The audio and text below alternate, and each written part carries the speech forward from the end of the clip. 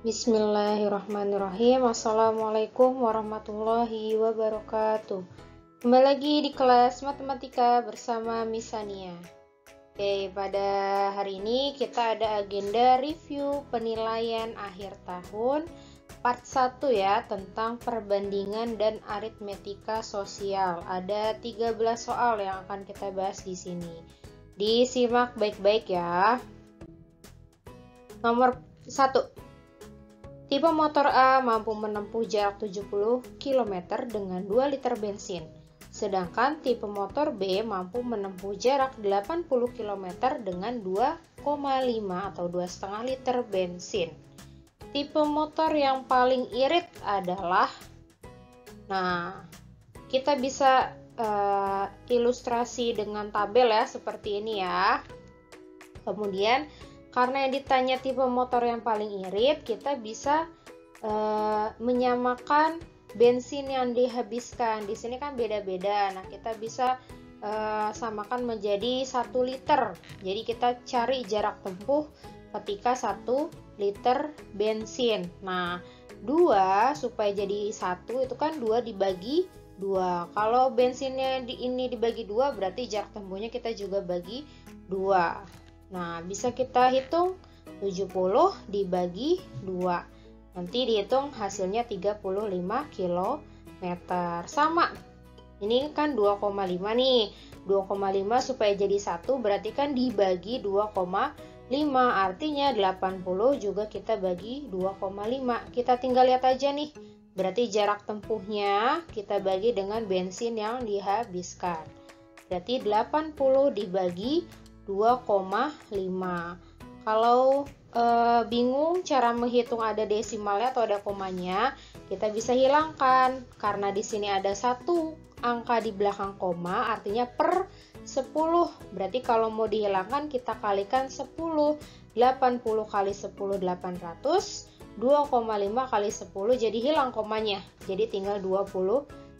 Kita hitung 800 dibagi 25, hasilnya 32 km.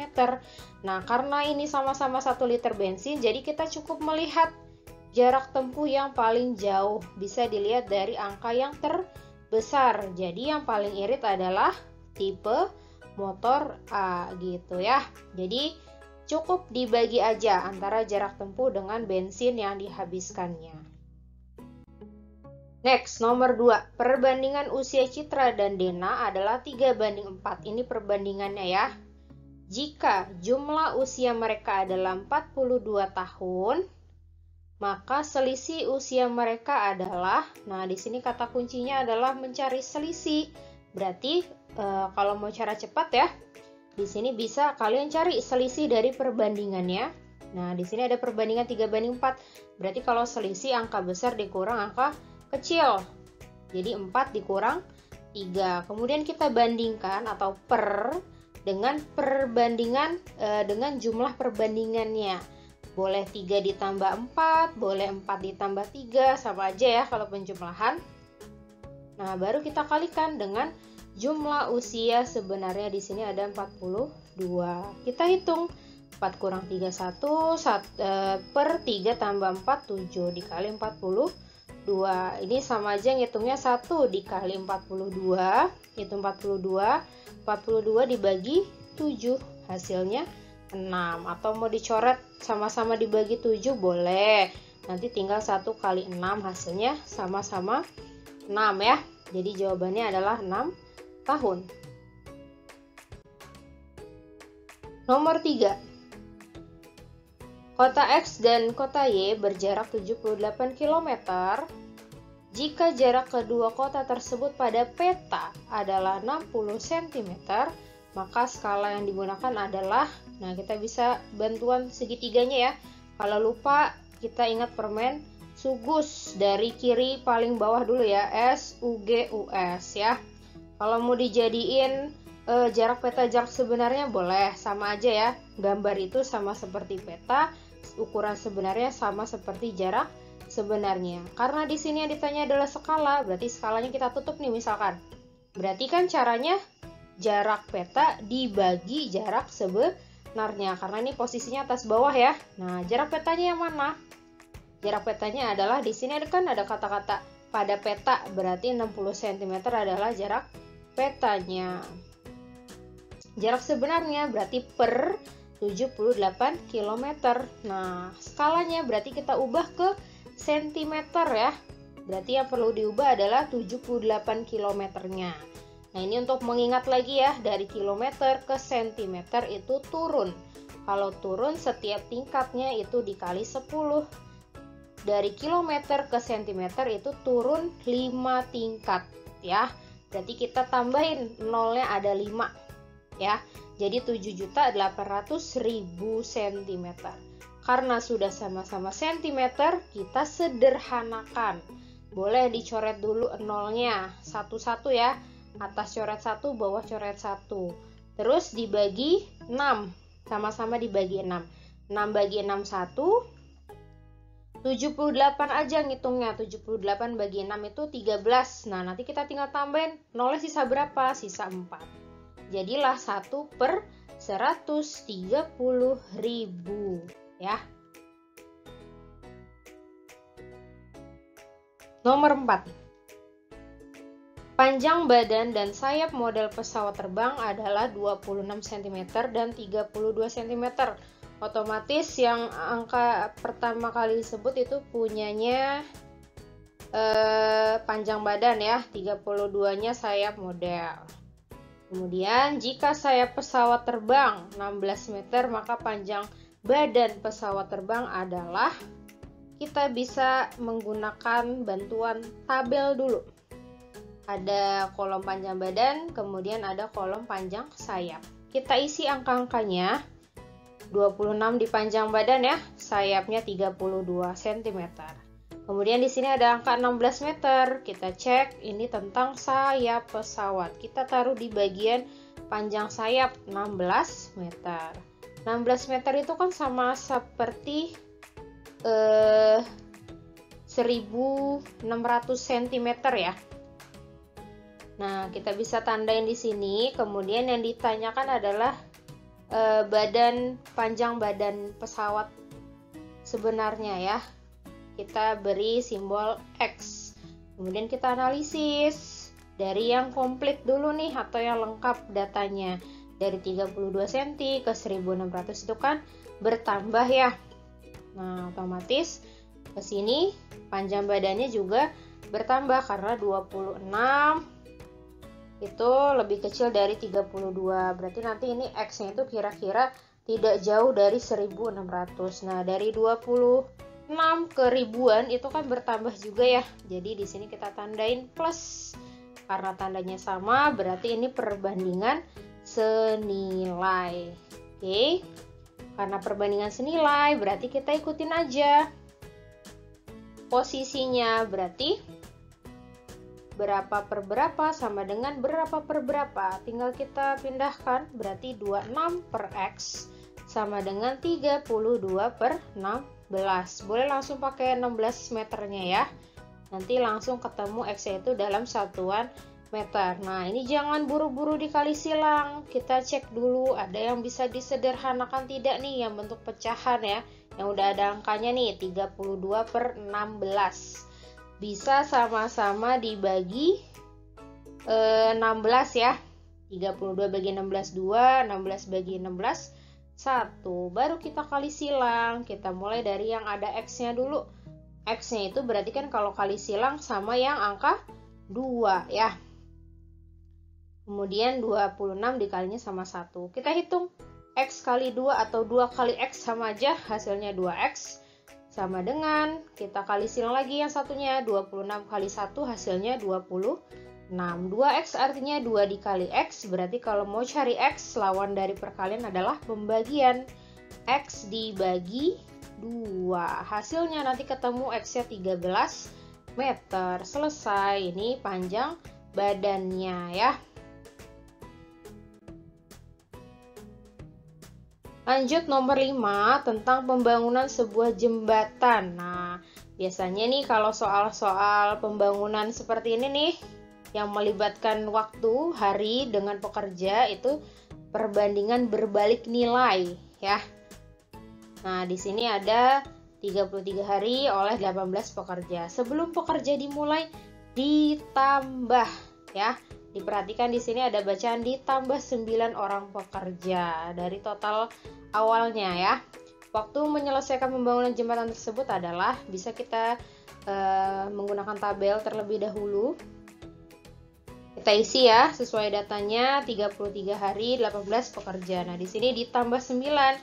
Jadi jangan buru-buru langsung angka 9 yang ditulis, tapi ini ditambah 9. Jadi yang dimaksud adalah 18 awalnya ditambah 9. Hasilnya 27. Yang ditanya waktunya, berarti kita kasih simbol X di sini. Nah, kita analisis nih yang sudah komplit 18 ke 27 itu kan bertambah ya. Nah, kita cek di sini 33 hari memerlukan banyak pekerja 18. Nah, di sini makin banyak nih pekerjanya, berarti otomatis waktunya akan lebih singkat, lebih cepat selesai. Jadi lebih cepat atau lebih singkat dari 33 hari, otomatis di sini X-nya akan berkurang gitu ya. Nah, karena tandanya berbeda, berarti ini perbandingan berbalik nilai. Jadi semakin sedikit pekerjanya, maka waktunya akan lama. Semakin banyak pekerjanya, maka waktunya akan semakin cepat atau semakin sedikit gitu ya. Jadi perbandingan berbalik nilai. Kalau berbalik nilai berarti nanti posisi X-nya yang satu kolom dengan X ini kita ubah aja. Nah, ini kan tadi X-nya di bawah ya. Jadi kita pindah ke atas, tukeran sama angka 33. Yang sebelah sini ya tetap 18 per 27. Jangan buru-buru kali silang, dicek dulu yang bisa disederhanakan. Antara 18 per 27 ya, yang ada angkanya nih atas bawah. Sama-sama dibagi 9 ya. 18 bagi 9, 2. 27 bagi 9, 3. Baru kita kali silang. Yang ada X-nya dulu, kali 3. Kemudian 33 kali 2. X kali 3 itu 3X. Sama dengan 33 kali 2, hasilnya 66 ya. Nah, kita bisa tulis seperti ini. 66. Kalau mau cari X berarti dibagi 3. Ketemu nanti X-nya 22. 22 itu kan waktu, berarti satuannya hari gitu ya. Nomor 6 untuk soal terakhir bab perbandingan ya. Ini untuk esai. Jadi sebuah peta mempunyai skala 1:2.500.000. Pada peta tersebut jarak antar kota seperti berikut. Ada dua data nih. Kota A ke kota P 3 cm, kota P ke kota B 6 cm. Kemudian kota A ke kota Q 3 cm, kota Q ke kota B 4 cm. Keterangan selanjutnya. Jika Rangga berkendara dari kota A ke B melalui P dan Surya berkendara dari kota A ke kota B melalui kota Q, berapakah selisih jarak tempuh yang dilalui Rangga dan Surya? Nah, di sini dibaca pelan-pelan, dipahami baik-baik. Jadi di sini ada dua orang ya, Rangga dan Surya. Sama-sama pergi dari kota A ke kota B, tapi beda melaluinya, beda lewatnya. Kalau yang Rangga lewat kota P dulu, kalau Surya itu lewat kota Q. Nah, langkah pertama berarti kita cari jarak antar kota pada peta. Rangga itu kan A ke B tapi lewat kota P, berarti kita cari yang A ke P. A ke P itu kan 3 cm, berarti 3 ditambah P ke B-nya 6, berarti 3 tambah 6, hasilnya 9 cm. Ya, kita hitung yang Rangga dulu. Kalau sudah, bisa kita hitung jarak tempuh Rangga. Kita kalikan dengan skala. Tadi jarak antar kota pada petanya 9, skalanya langsung kita kalikan dengan bagian yang sebelah sininya ya. Kali dengan 2.500.000. Nanti dihitung hasilnya 22.500.000 cm ya. Karena ini lagi bahas jarak sebenarnya, bisa kita ubah satuannya ke kilometer. Coret 5 nolnya ya, jadi 225 km. Kita hitung yang Surya dengan cara yang sama. Kita cari dulu jarak antar kota pada petanya. Nah, kalau Surya kan melalui kota P, berarti kita melalui kota Q. Berarti kita cari yang kota A ke kota Q 3 cm, Q ke kota B 4 cm. Maka di sini 3 ditambah 4, hasilnya 7 cm. Kita cari jarak tempuh Surya sekarang. Nah, kita kalikan dengan skalanya sama ya. Nanti hasilnya 17.500.000 cm. Dari cm kita ubah ke satuannya ke kilometer, dicoret nolnya 5 ya. Karena kan naik. Setelah itu baru kita hitung selisihnya. Selisih itu kan angka yang besar dikurang angka yang kecil ya kalau ngomongin jarak. Nah, berarti selisihnya adalah 225 km dikurang 175 km. Hasilnya 50 km ya. Semoga bisa dipahami. Selesai ya materi perbandingan, kita lanjut ke materi aritmetika sosial. Oke, di sini nanti diminta untuk pemahaman kalian dalam hubungan untung atau rugi dengan harga jual dan harga beli. Misalkan di sini ada beberapa kalimat ya, ada 4 kalimat. Kita isi ini betul atau salah. Nah, untuk membantu memahami kalimat ini, kalian bisa bikin atau membuat sketsa. Jual berapa, beli berapa, jadinya untung atau rugi gitu ya. Contoh, misalkan kalian harga belinya 4.000, terus kalian jual 6.000. Jadinya untung atau rugi? Untung ya. Untungnya berapa? Untungnya 2.000 gitu. Bisa ya? Nah, kalau udah untung kita bikin kondisi yang rugi. Terserah, nanti ini angkanya bebas ya, boleh angka yang kecil-kecil aja. Harga belinya misalkan 2.000, kita jual 1.500. Nah, berarti kita mengalami kerugian sebesar 500 rupiah. Coba kita cek nih dari kalimat yang pertama. Harga beli adalah untung ditambah harga jual. Oh, ini lagi ngomongin untung nih, berarti kita lihat bagian untung nih di sini ya. Harga beli adalah untung ditambah harga jual. 6.000 ditambah 2.000, apakah 4.000? Enggak ya, salah ya, berarti kalian pertama salah.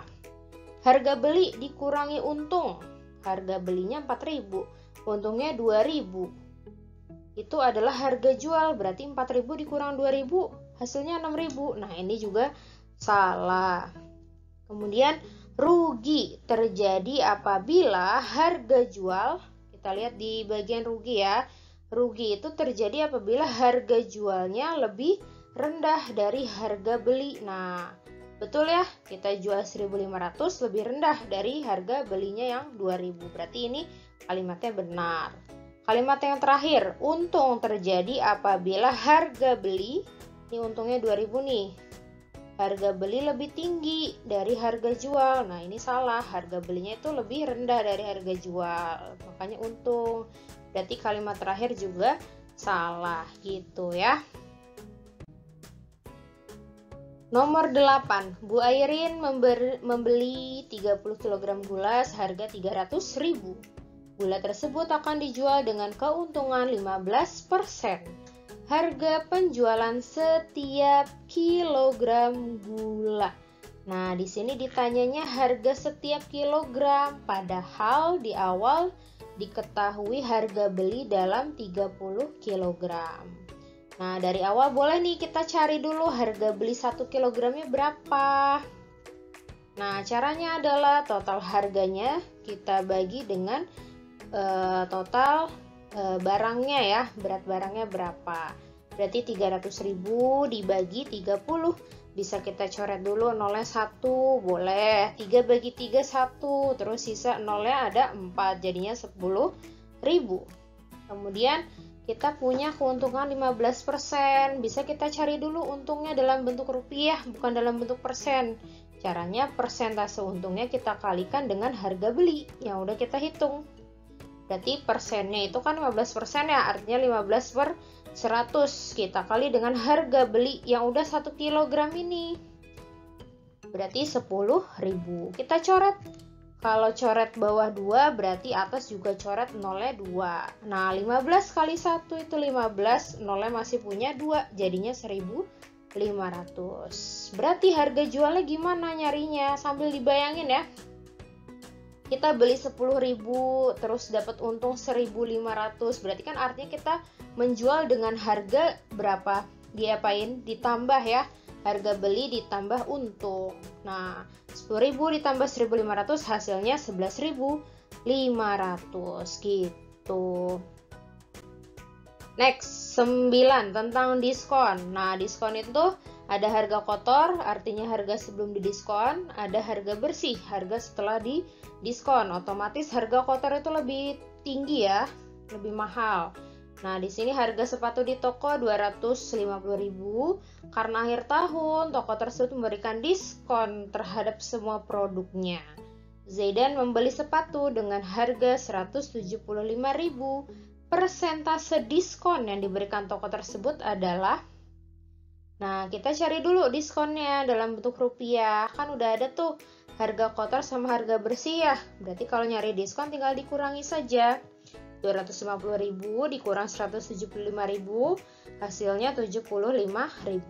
Gimana cara nyari persentasenya? Berarti diskonnya per harga kotor dikali 100%. 75.000 per 250.000 dikali 100%. Banyak nih nolnya yang bisa dicoret. Nah, kalau kita coret 3 di atas, kita coret 3 di bawah.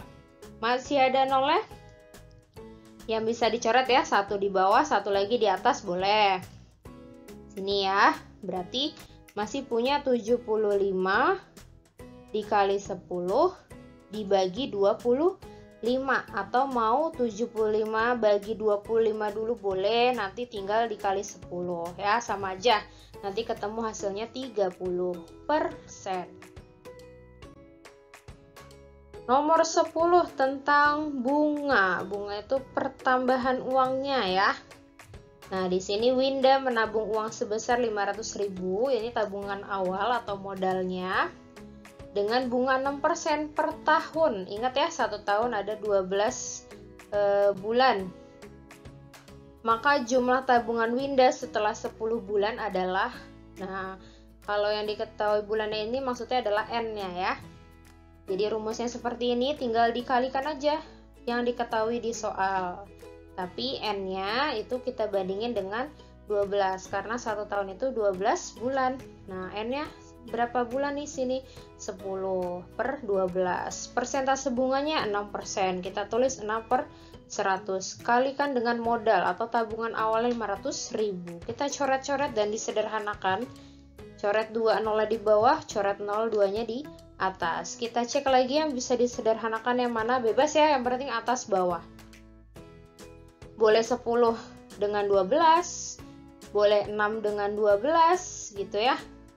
Yang penting bisa sama-sama dibagi berapa. Nah, di sini Miss 6 sama 12-nya sama-sama dibagi 6. Berarti 6 jadi 1, 12 jadi 2. Nah, di sini 10 dibagi 2 dulu boleh, hasilnya kan 5 ya. 5 dikali dengan 5 hasilnya 25, masih punya 0,3, jadinya 25.000. Ini bunganya, ini pertambahannya. Yang ditanyakan adalah jumlah tabungannya. Berarti kita jumlahkan dengan modal awalnya. 500.000 ditambah 25.000. Hasilnya 525.000 rupiah ya. Oh iya, nanti soal aritmatika sosial ada bentuk baku seperti ini ya kalau berhubungan dengan uang. Nah, nanti ngitungnya tetap aja tidak perlu dengan 2 angka 0 di belakang koma ini. Dihiraukan saja ya. Nanti kebanyakan 0 kalian bingung. Nomor 11 tentang PPN atau pajak pertambahan nilai. Di sini diketahui harga belinya adalah 4.900.000, Kemudian ada pajak 10%. Nah, yang ditanyakan adalah uang yang harus dibayarkan. Berarti ujung-ujungnya nih, akhir-akhirnya kita jumlahkan harga beli awal dengan PPN-nya itu berapa ya. Jadi sekarang kita cari dulu PPN-nya, tinggal kita kalikan. 10% itu artinya 10/100 dikali dengan harga belinya. Boleh kita coret dulu, coret di bawah 0, coret di atas, coret 0 di bawah 2, coret 0 di atas juga 2 ya. Tinggal 49 kali 1, 49. Nolnya kita masih punya 1, 2, 3, 4.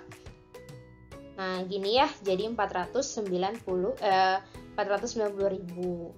Ini besar PPN-nya atau uang yang harus kita tambahkan dari harga beli awal. Nah, berarti uang yang harus dibayarkan kita jumlahkan dari 4.900.000 ditambah 490.000. Bisa ya menjumlahkannya ya, nolnya jangan lupa sejajar dari belakang ya. Jadi sejajar di belakangnya, jangan di depannya. Nanti dihitung hasilnya Rp5.390.000. Soal terakhir, ini esai untuk materi aritmetika sosial. Seorang pedagang membeli 18 kg jeruk dengan harga Rp189.000. Itu sebagai harga belinya ya, 18 kg. Kita tulis seperti ini boleh. Kemudian di sini ada setengahnya ia jual. Berarti kita lagi bahas harga jual, tapi di sini ada 3 kondisi. Yang pertama itu kita jual setengahnya dengan harga 15.000 per kilogram. Artinya kita harus cari dulu nih setengahnya itu setengah dari 18 kg. Setengah kali 18 atau 18 dibagi 2 hasilnya 9 kg. Nah, kita cari harga jual 9 kg ini dengan harga yang disebutkan di sini 15.000. Berarti 9 dikali 15.000 hasilnya 135.000. Kondisi kedua itu dijual sepertiganya dengan harga yang berbeda 13.000. Berarti kita cari sepertiganya ya, sepertiganya masih kembali ke 18 kilo. Berarti sepertiga dari 18 kilo adalah 18 dibagi 3 ya, 6 kg. Kita cari harga jual 6 kg-nya, berarti tinggal 6 dikali dengan harganya yang 13.000. Nanti diperoleh hasil 78.000. Kondisi terakhir di sini dibilangnya sisanya. Nah, awalnya itu kan ada 18 kg. Terus kita sudah menghitung terpakai 9 kg dan 6 kg. Kalau mau cari sisanya berarti tinggal kita kurangi saja. 18 dikurang 9 dikurang 6 hasilnya 3 kg. Nah, kita cari harga jual 3 kg dengan mengalihkan harga nih yang berbeda lagi ya. 10.000, berarti 3 kali 10.000 hasilnya 30.000 gitu. Berarti total harga jualnya berapa? Ya, dari 18 kg. Kita cek dulu ya di sini ya, benar nggak nih 18 kg 9 tambah 6 15 ya, 15 tambah 3 18, cocok ya. Kita belinya 18 kg, kita jual beratnya 18 kg juga. Nah, kita jual totalnya berapa nih? Kan bermacam-macam ya harganya. 135.000 ditambah 78.000 ditambah 30.000. Oke, hasilnya 243.000. Nah, kita coba di sini kan ditanya ini untung atau rugi gitu ya. Nah, kita bandingin. Kalau belinya 189.000, kemudian kita jualnya 243.000, berarti kan kita dapat apa nih, untung atau rugi? Kalau harga jualnya lebih tinggi, berarti untung ya. Nah, kita cari deh untungnya berapa. Untungnya berarti tinggal dikurangi saja, 243.000 dikurang 189.000. Hasilnya 54.000 rupiah ya. Oke, part 1 sampai di sini dulu. Semoga bisa dipahami dengan baik ya. Terima kasih atas perhatiannya, semoga bermanfaat. See you next time. Assalamualaikum warahmatullahi wabarakatuh.